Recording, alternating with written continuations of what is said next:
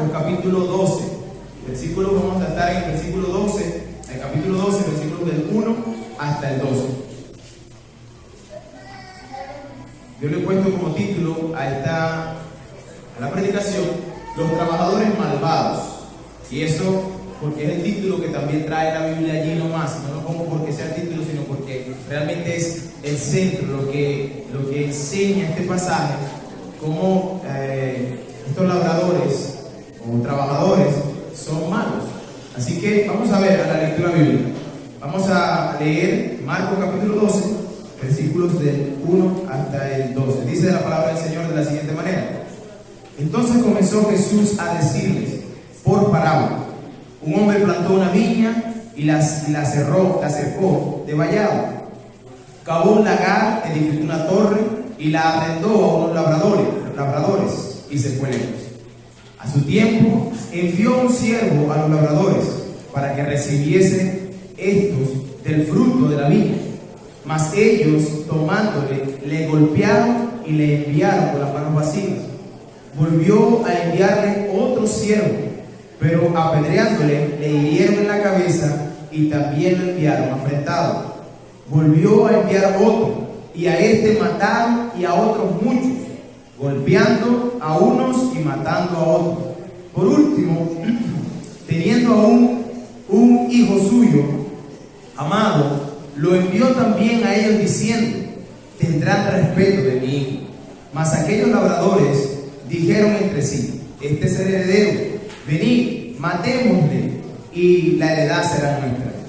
Y tomándole, le mataron y le echaron fuera de la viña. ¿Qué pues hará el Señor de la viña? Vendrá y destruirá a los labradores y dará su viña a otros. Ni aún esta escritura habéis leído: la piedra que desecharon los edificadores ha venido a ser cabeza del ángulo. El Señor ha hecho esto, y es cosa maravillosa a nuestros ojos. Y procuraban aprenderle, porque entendían que decía contra ellos aquella parábola, pero temían a la multitud y dejándole se fueron. Nosotros hemos estado, para poner en contexto esta parábola, nosotros hemos estado predicando de manera expositiva y consecutivamente todo el libro de Marcos. Vamos por el capítulo 12, así que sé que hay aquí un grupo que tiene por lo menos una idea de por dónde va la cosa, pero hay otro que no. Así que quisiera poner en contexto a las visitas que están hoy aquí. ¿Qué está pasando en este pasaje? Bueno, Cristo está en su etapa final, de su ministerio terrenal, de alguna manera. Marcos nos ha venido enseñando que Cristo es ese rey que se hizo siervo y vino a servir y no a ser servido. Cristo es siervo que vino a hacerse, el rey, que vino a hacerse siervo y vino a servir. Si nosotros leemos Marcos capítulo 10, versículo 45, ahí nos dice pues, Cristo dice estas palabras: yo he venido a servir, no a ser servido. Yo he venido a poner mi vida en rescate por muchos. Ese es el centro del libro de Marcos. Así que cuando leemos el libro de Marcos, el libro de Marcos en una manera bien concisa, lo que nos quiere demostrar es a Cristo como el siervo, aquel siervo que vino a dar su vida en rescate por muchos.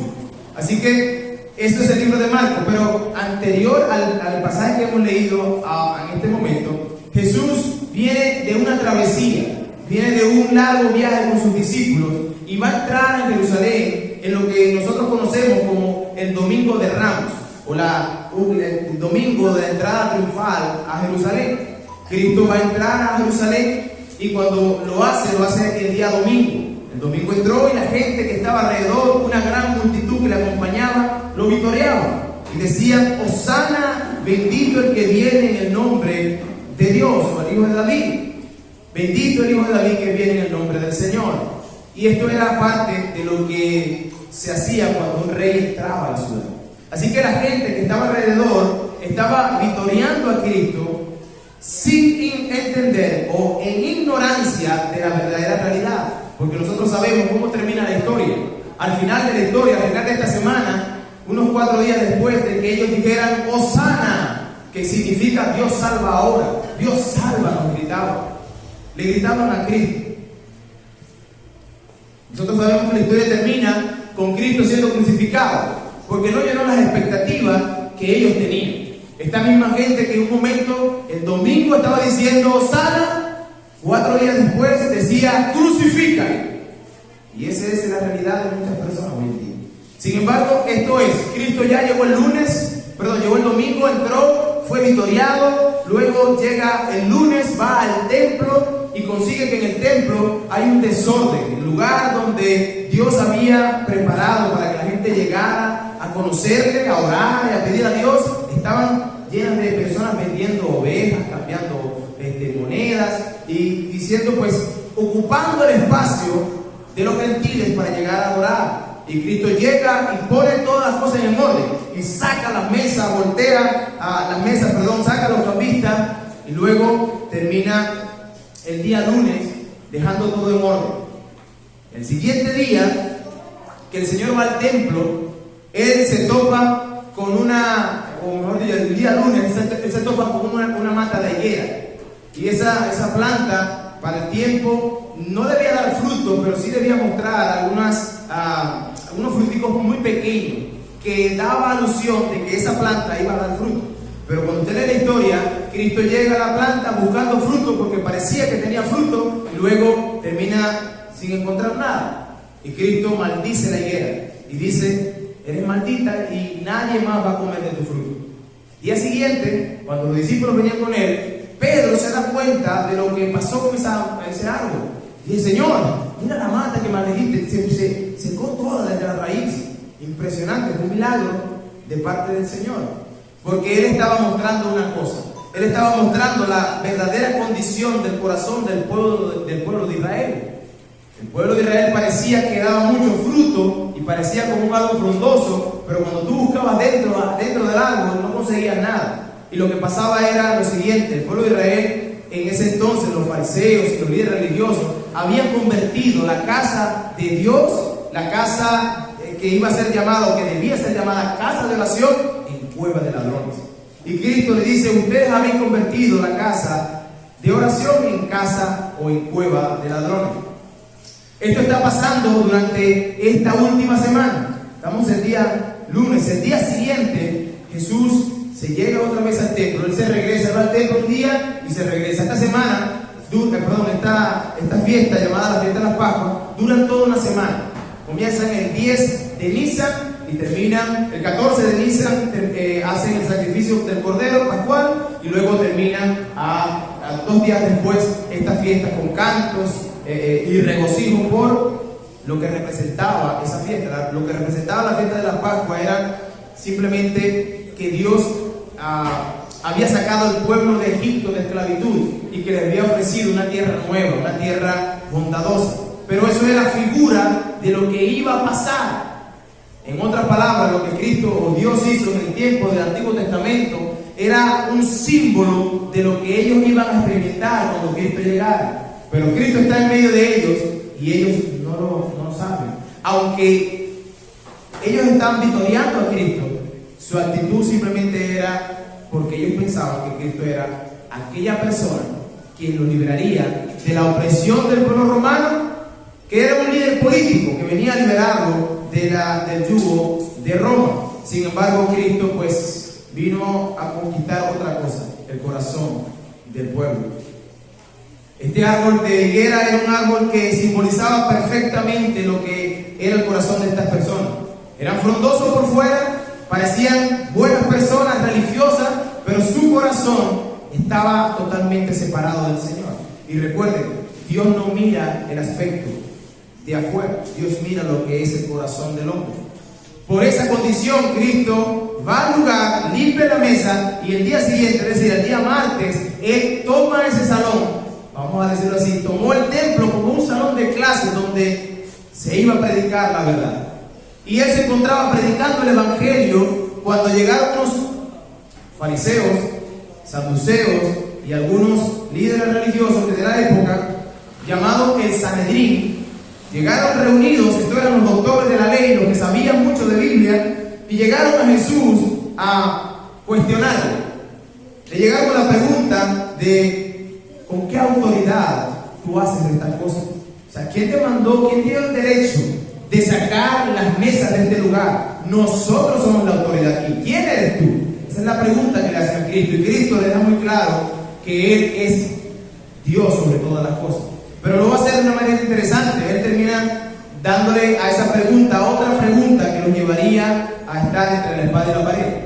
A él le preguntan: ¿quién te dio esta autoridad? Y Jesús le dice: yo les haré una pregunta y respondedme. Si ustedes me responden, yo les respondo con qué autoridad hago estas cosas. Y Cristo le dice: ¿el bautismo de Juan era del cielo o de los hombres? Respondedme. Esta pregunta que hace Cristo llevaba en sí mismo o en sí misma la respuesta que ellos estaban buscando. Así hablaba el judío. Así que ellos empezaron a pensar: si decimos que el bautismo era del cielo, Cristo va a decir: ¿por qué no creyeron? ¿Por qué ustedes no creyeron en Juan? Pero si decimos que es de los hombres, que Juan era un hombre terrenal, un loco que apareció por ahí echándole agua a la gente, o bautizando a la gente, suministrando agua a la gente, entonces la gente no va a quedar apedrada, porque la gente sabía, el pueblo entendía que Juan era un verdadero profeta. Así que los puso entre la espada y la pared, y ellos fingieron ignorancia. Le dijeron a Cristo: no sabemos. Y Cristo le dijo: pues, entonces yo tampoco les respondo, tampoco les digo con qué autoridad hago todas estas cosas.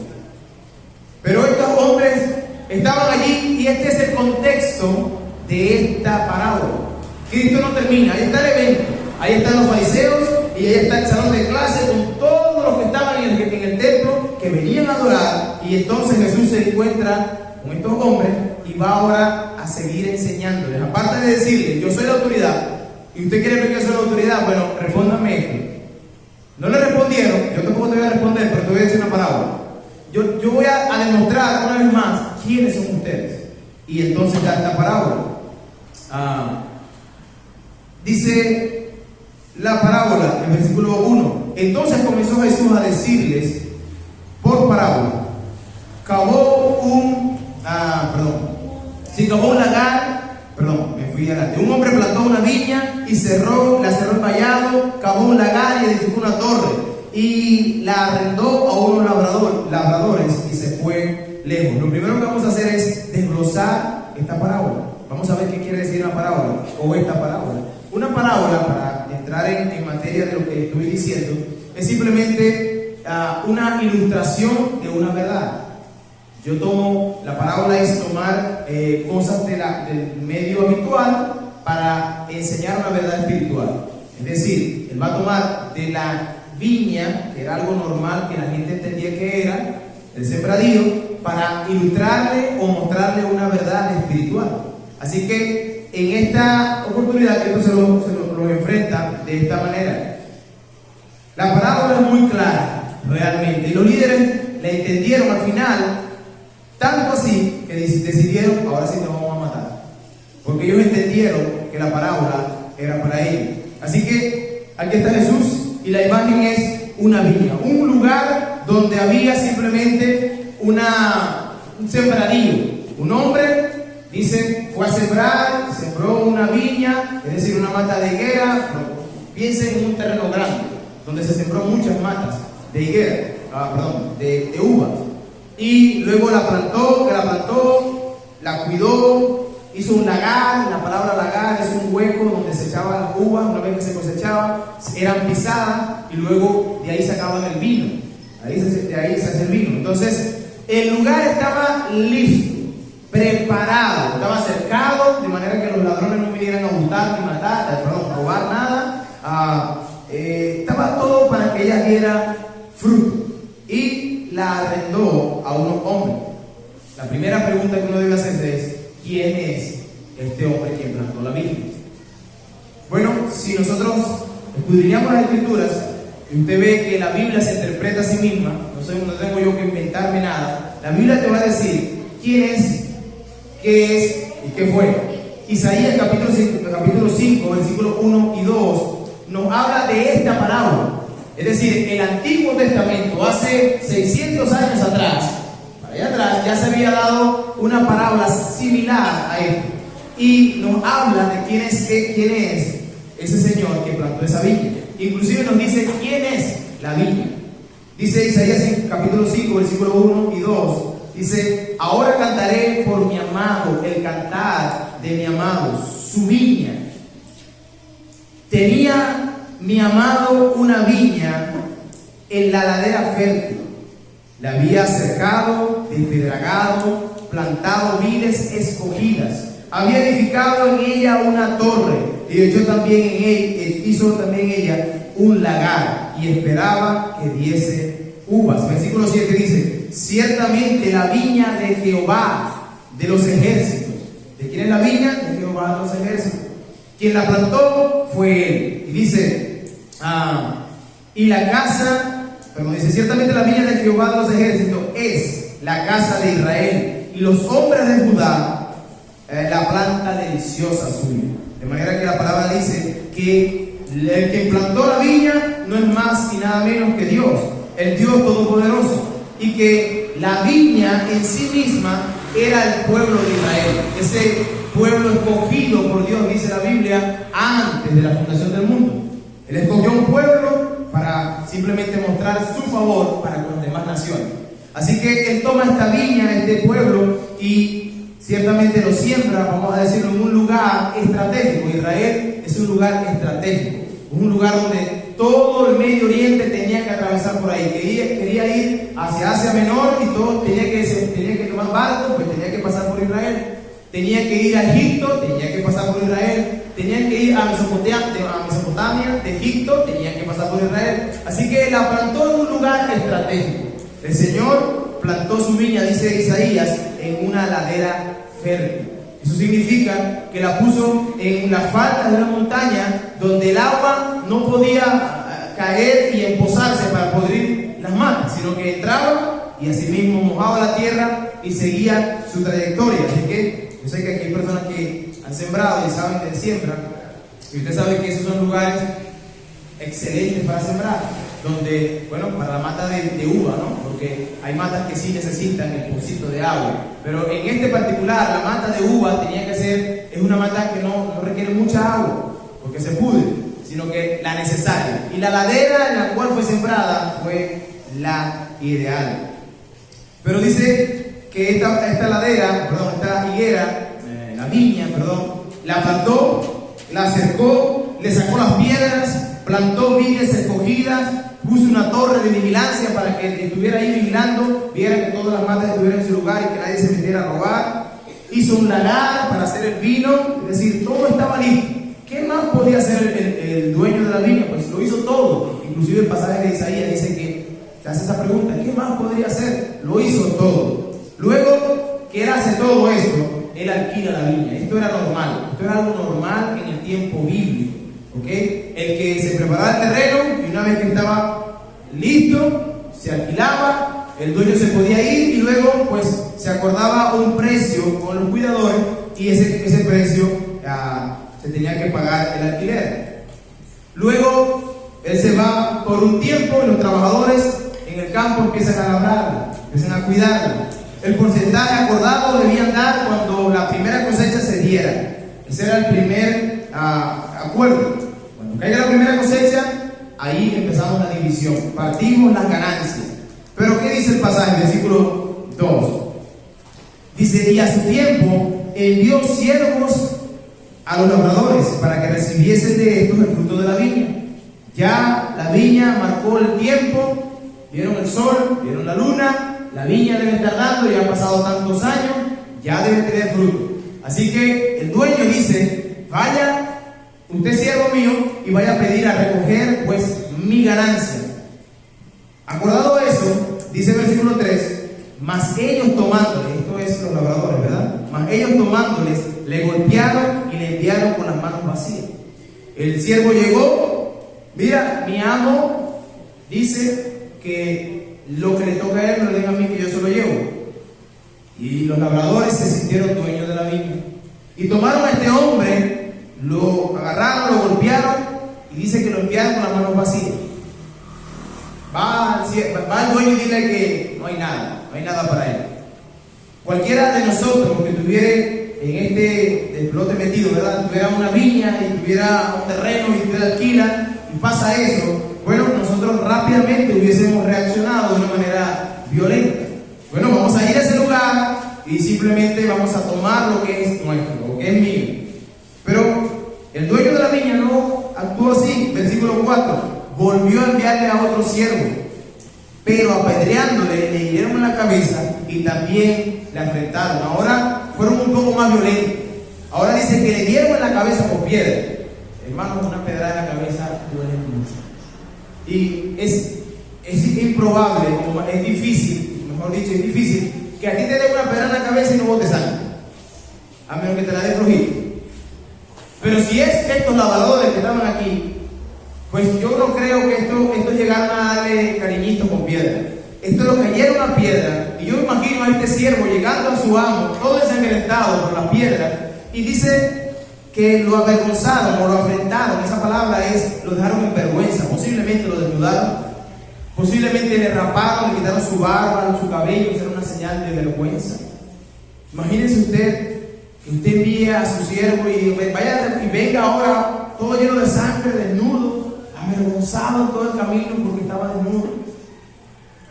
Usted y yo reaccionaríamos, pero el dueño de esta viña dice, actúa con paciencia. Él está esperando y buscando que ellos desistan y que simplemente envíen el pago que debían enviar. Y luego dice el versículo 5, volvió a enviar a otro, y a este mataron, y a otros muchos. Y ahora no es pedrada, ya no envían a nadie. Ya simplemente el amo espera, y no llega nadie, porque lo mataron. Y no solamente a uno, sino que este señor, este dueño, no envió a 3. Nosotros vemos ahí el pasaje que dice, envió uno y otro, y cada vez fue peor la cosa. Pero el pasaje dice, y envió a unos muchos, y envió a otro, y envió a otro, y a otro, y a otro, y a otro, y dice que a unos mataron, a otros golpearon. Bueno, ¿qué hubiésemos hecho tú y yo? Rápidamente buscamos a la policía, buscamos a la parte del ejército, y vamos a caer a esa gente ahí. Mira, ¿cómo es posible que sea mi viña y esté matando a esta gente? Va preso. Tú y yo quizás reaccionaríamos así o de otra manera. Tomamos venganza con nuestras manos. Buscamos piedras, buscamos machetes, buscamos y vamos, nos armamos en un grupo y vamos y acabamos con esa gente. Ellos no merecen morir, merecen morir. Ellos han matado gente inocente y me han robado. Yo como dueño. Tú y yo actuaríamos de esa manera. Pero ¿sabe qué dice la Biblia del dueño de la viña? La Biblia dice en el Salmo 103, versículo 8, misericordioso y clemente es Jehová, lento para la ira y grande en misericordia.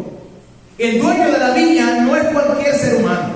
El dueño de la viña es una persona que es misericordioso. Y dice que es grande en misericordia, no poca, sino grande, que es lento para la ira, lo cual nos indica que no era que no tenía ira, sino que es lento, que es clemente y misericordioso. Ese es el dueño de la viña.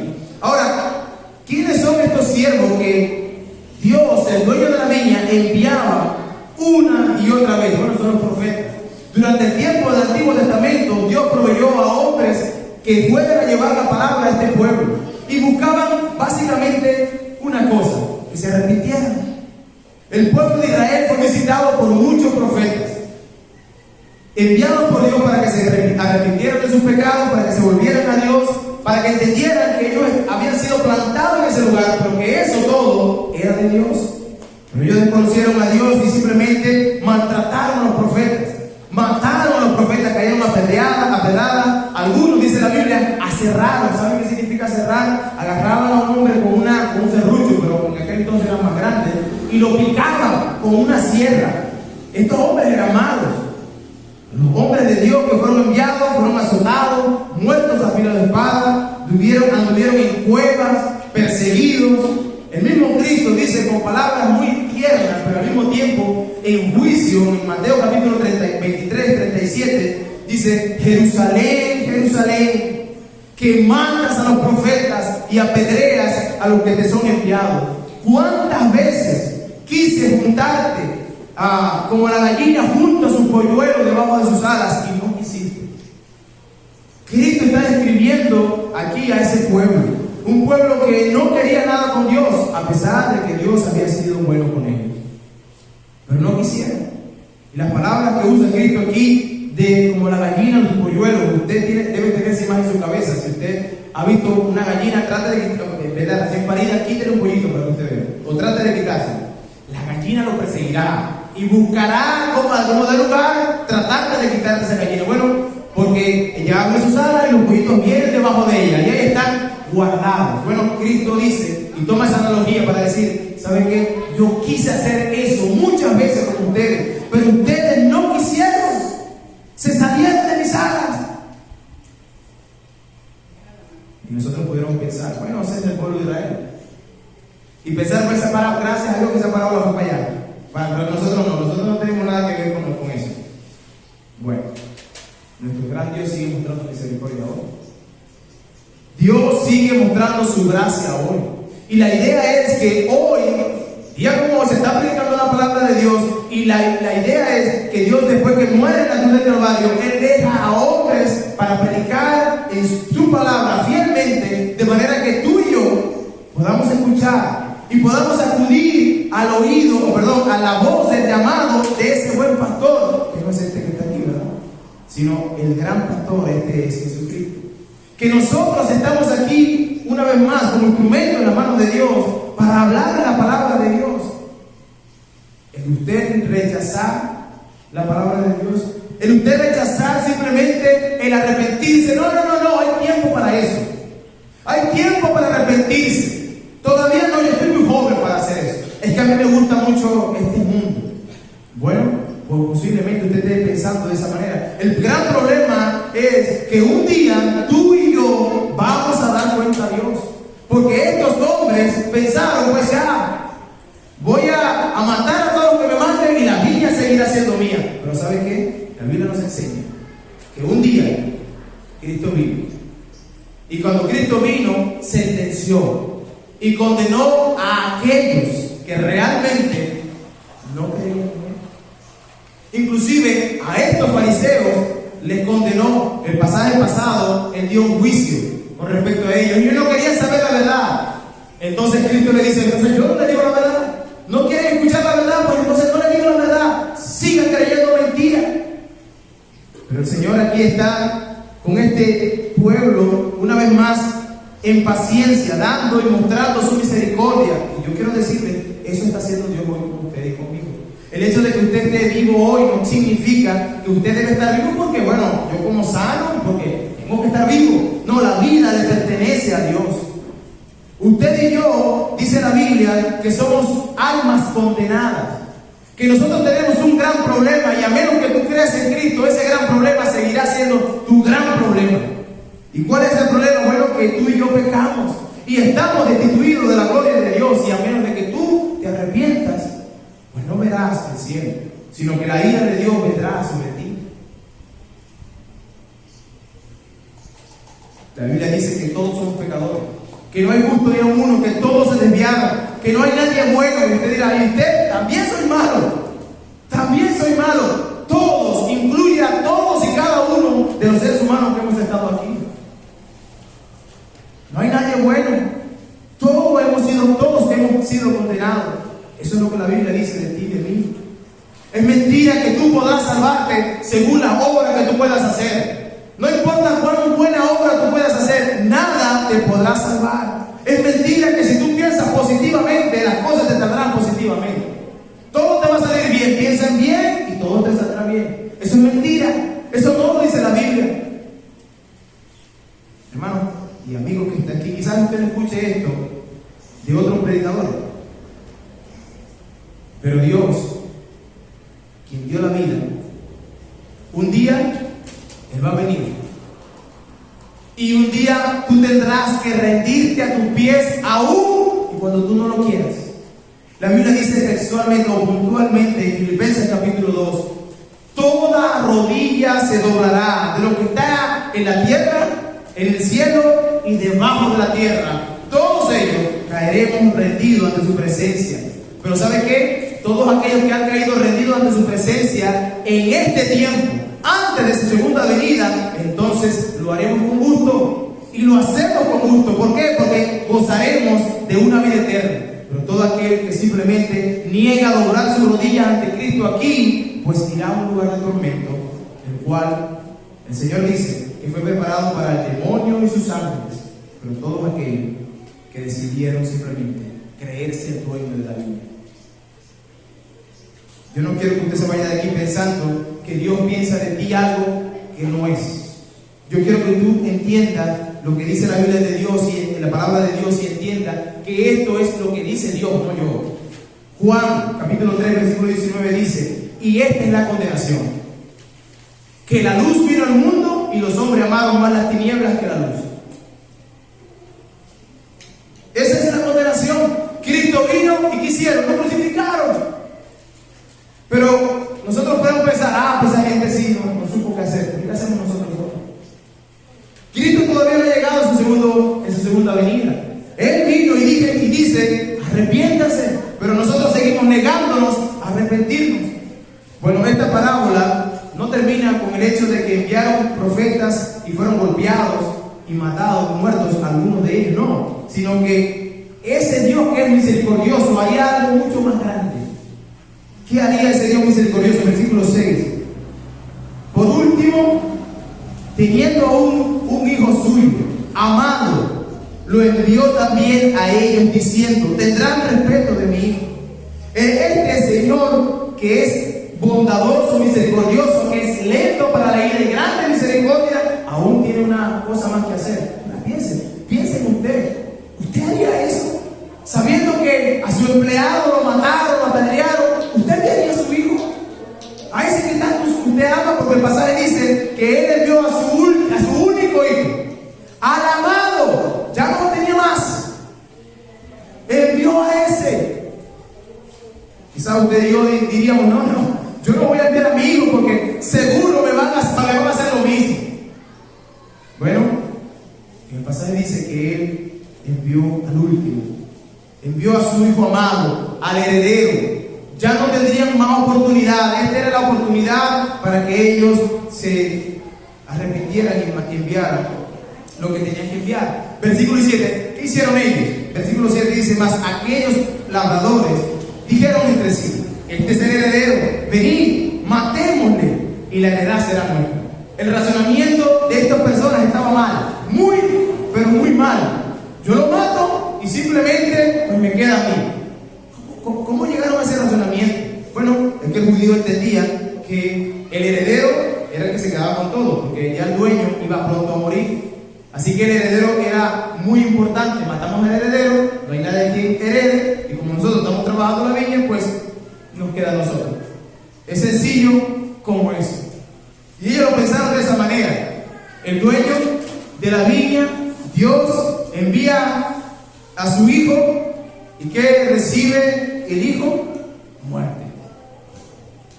El hijo recibe la muerte. Pero yo quiero decirte una vez más: el dueño de la viña, que es Dios, es el dueño de todo. De todo. Es dueño de ti y de mí, porque Él te creó. Es dueño tuyo.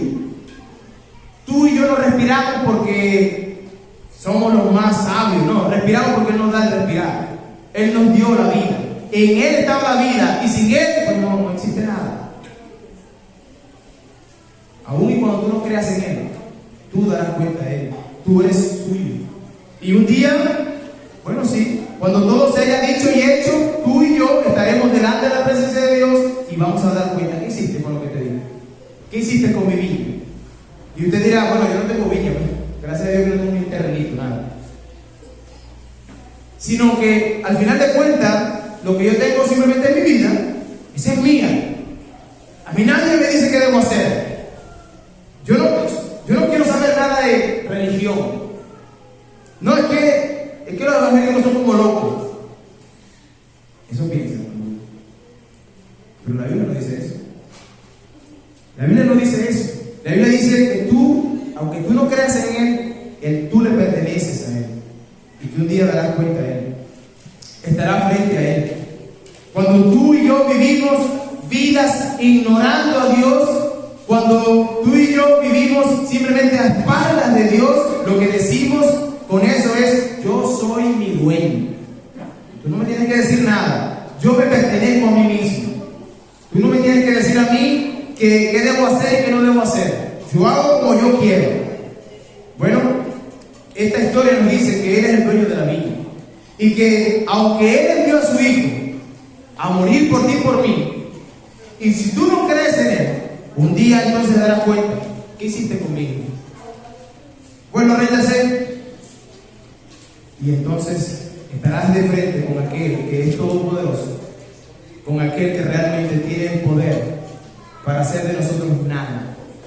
Dice la Biblia en Isaías que nosotros somos como una gota en el gran cubo de agua, que somos una pequeña partícula de polvo en esta tierra. Eso somos nosotros en comparación a nuestro Dios.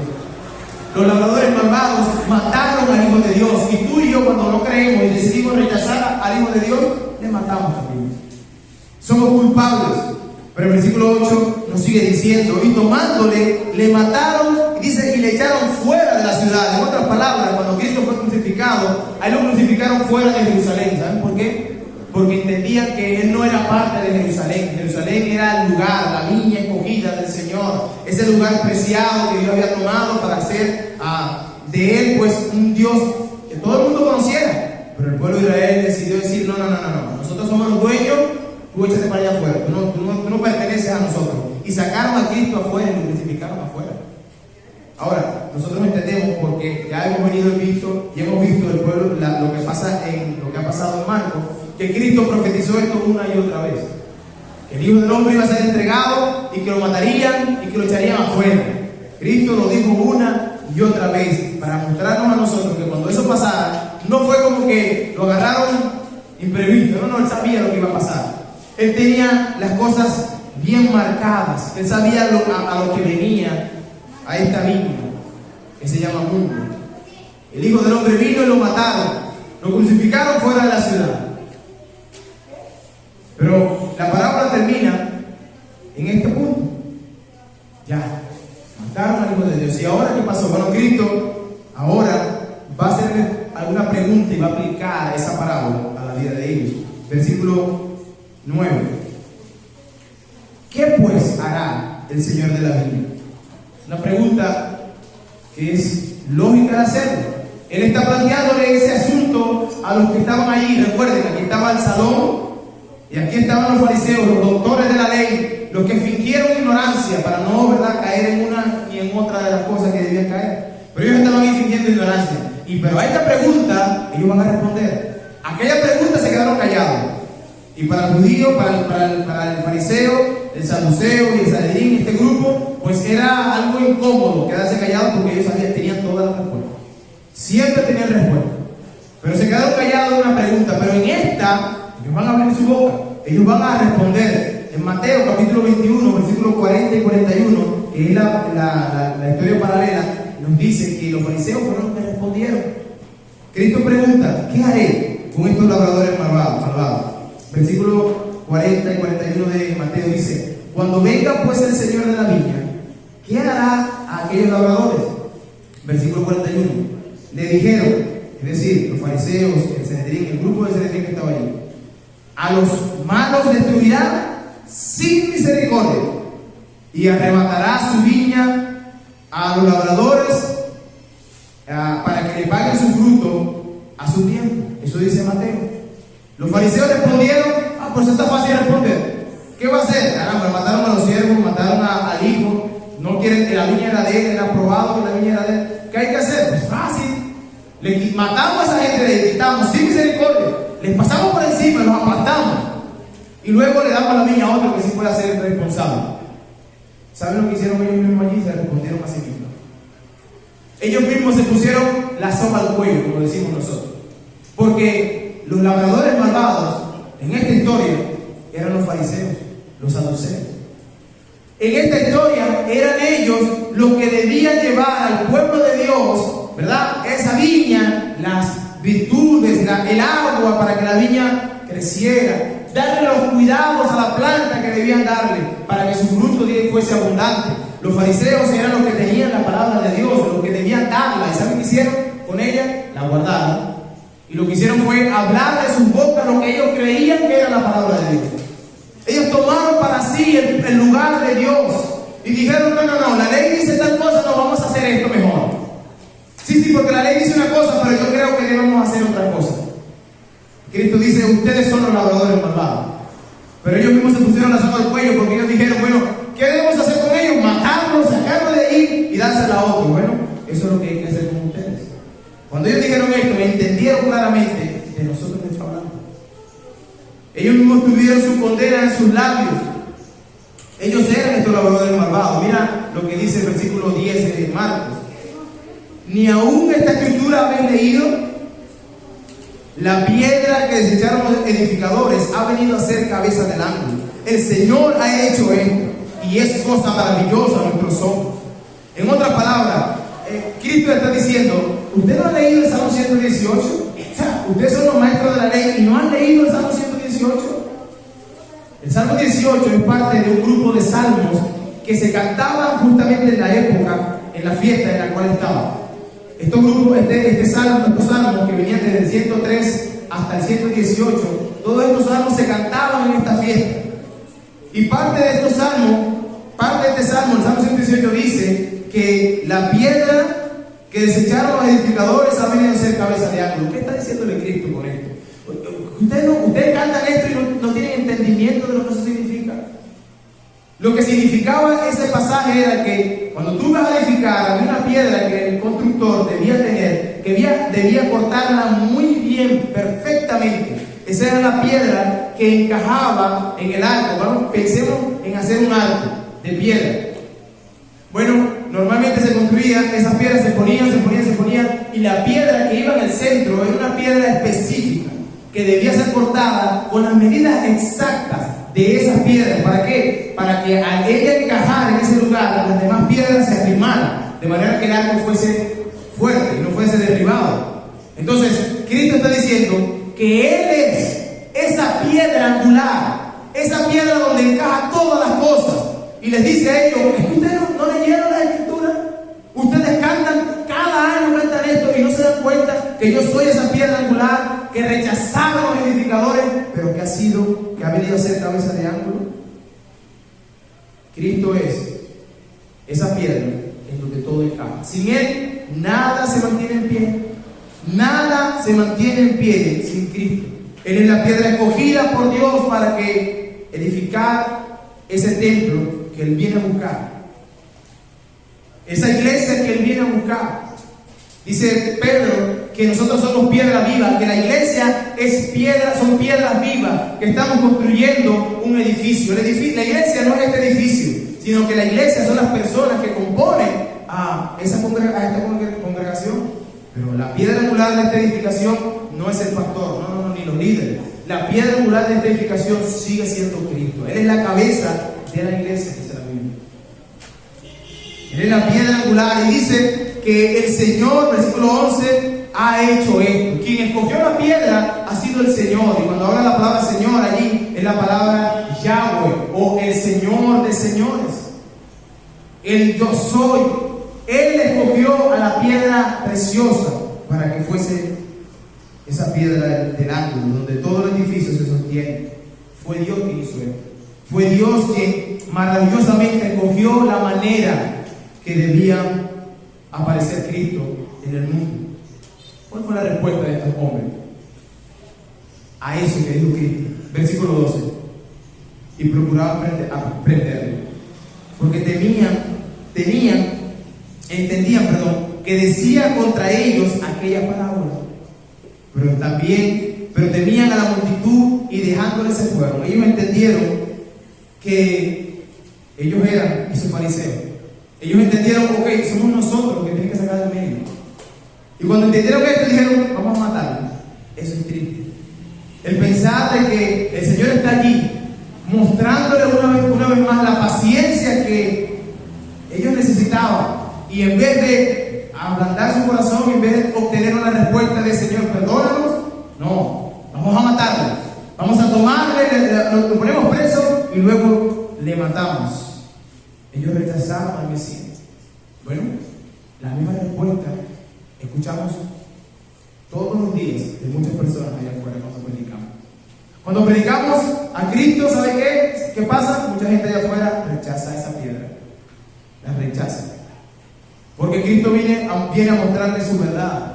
usted es un pecador. Esa es la verdad. Y que a menos de que tú pongas tu fe solamente en Cristo, según dice la Biblia, podrás ser salvo.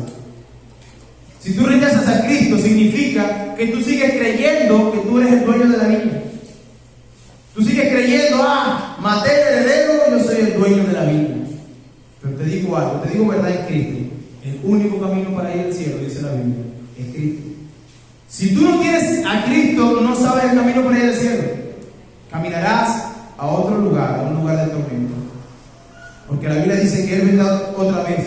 Pero ya no vendrá como ese hijo amado que vino y se dejó matar, sino que vendrá como Rey de Reyes y Señor de Señores, a reclamar lo que es suyo, porque esa viña sigue siendo de Él, aunque tú no lo creas.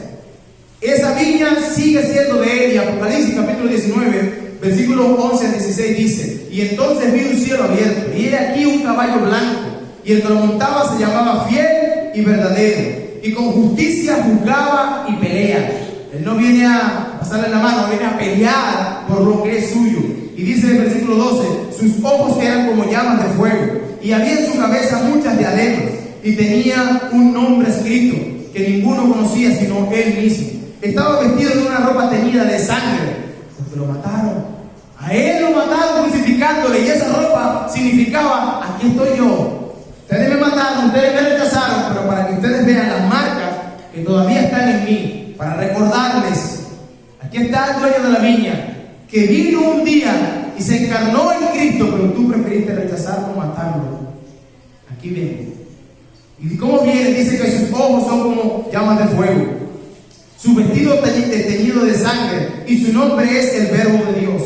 Y los ejércitos celestiales, vestidos con lino finísimo, blanco y limpio, le seguían con caballos blancos. Y de su boca sale una espada aguda para herir con ella a las naciones.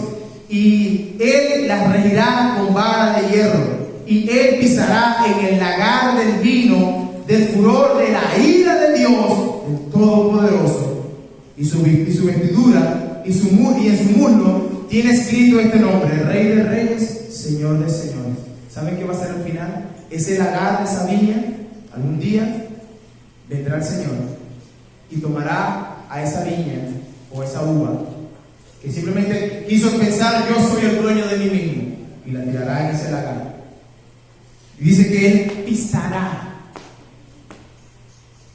Bueno, pero la Biblia dice que Él es misericordioso. Sí, Él es misericordioso, que es grande en misericordia, pero tiene su límite. Dios le ha puesto un límite, yo no sé cuál es. Yo no sé hasta dónde va a llegar con usted, pero tiene un límite. ¿Cuántas veces usted ha escuchado el Evangelio? ¿Cuántas veces usted ha escuchado: arrepentidos y convertidos porque el reino de los cielos se ha acercado? Pon tu fe en Jesucristo. Él tiene paciencia una y otra vez.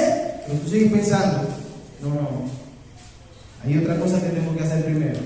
No, pero es que hay tiempo. ¿Saben qué es lo trágico de todo esto? Que cuando uno mira la historia, uno mira y dice: qué malo esta gente, qué malo que no hicieron las cosas que tenían que hacer. Pero luego yo me convierto en uno de ellos. Cuando yo rechazo a Jehová, cuando yo mato a los que vienen en su nombre. Y cuando yo hablo de esta manera de matar y rechazar, yo no estoy hablando de manera literal, ¿verdad? Yo estoy hablando de forma espiritual. Cuando tú no crees en Cristo, entonces tú estás siendo un labrador malvado, un trabajador malo. ¿Y sabe qué va a pasar?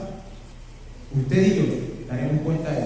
Y él, dice la Biblia en Mateo capítulo 24, separará a los que son ovejas de las cabras.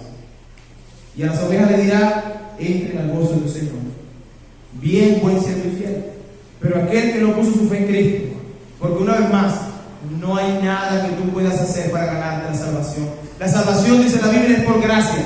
Eso significa que tú no tienes que hacer nada, que todo lo hizo Cristo en la cruz del Calvario. Por eso cantábamos hace un momento: la salvación es del Señor, no es mía, no es tuya, es algo que Dios conquistó en la cruz del Calvario, dejándose matar y resucitando el tercer día. Eso es algo que conquistó Él y ahora la ofrece gratuitamente. Pero tú rechazar esa gracia, lo que te queda es juicio. Eso dice Juan 3:17, 18. que tú y yo ya estamos condenados. Pero si tú has puesto tu fe en Cristo, esa condenación ya no tiene ningún efecto en ti, porque lo que tú y yo debíamos padecer lo padeció Cristo. Y si tú pones tu fe en Él, entonces lo que tú debías padecer, esa ira de Dios en el lagar, fue hecha en Cristo, fue hecho Él por nosotros, el sustituto perfecto. Él tomó nuestro lugar, y lo que yo debía pagar, mis pecados, entonces ahora lo pagó Él. Eso es el Evangelio.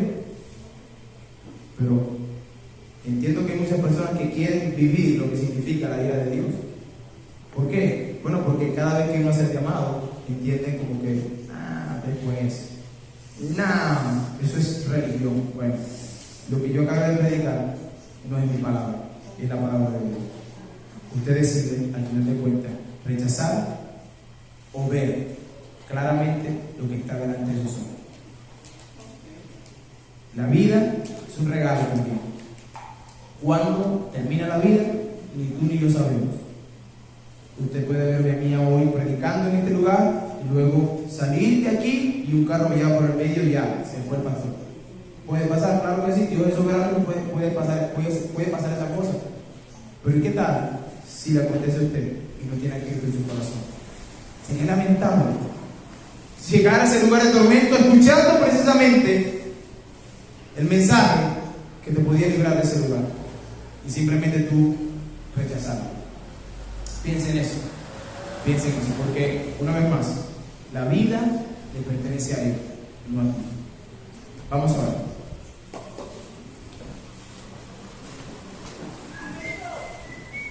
Buen Dios y Padre Celestial, en esta hora te doy gracias por tu amor y misericordia. Gracias porque una vez más, Señor, nos das de tu bondad, de tu paciencia, Señor, para con nosotros, Señor, al enviarnos una y otra vez a hombres de Dios que nos hablaran la palabra, Señor. Gracias porque realmente no somos merecedores de tu gracia. No somos merecedores de tu favor, Señor, pues somos malos. Sin embargo, Señor, a ti te ha placido entregar a tu Hijo, Señor, en rescate, Señor, por mí. Padre, gracias por eso, Señor. Te ruego, Padre bueno, que tú puedas examinar los corazones de los que están aquí, Señor.